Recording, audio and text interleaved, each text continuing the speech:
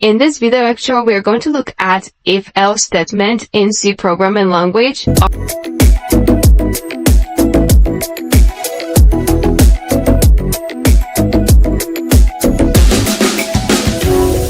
Alright, so we've looked at if statement and we saw that it's really very cool. And we're going to look at if-else statement because there was a condition that was not met and nothing was displayed. And how can you be able to solve this problem so you don't leave your visitors or users of your application to be looking at an empty screen, so you can use something to replace that? Let's say we have this application in the previous lecture where we did x plus y equal to 10 and nothing was displayed. So we're going to use what is called an if-else statement to be able to solve this problem. So go ahead and close this.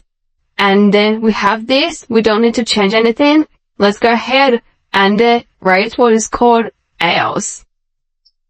So when you have else, you go ahead and print out anything, give more information to your users and say, this is not the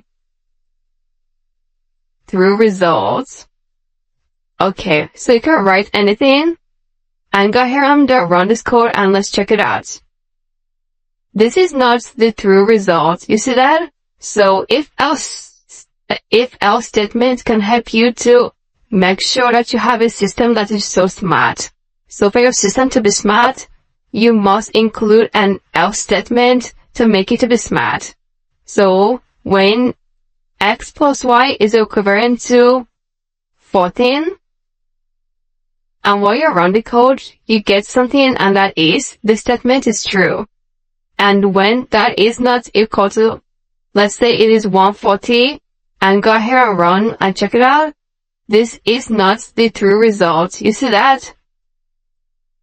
So you can write, please try again, or do something else. You can add anything you want. So I believe as you go more into the course, you're going to know about if-else statement.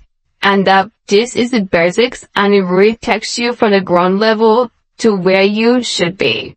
So there is no much deal in if-else statement. It's all about writing an if statement and then backing it up with an else, so that when you fall out from the condition, you can be able to land at the else, and that is all.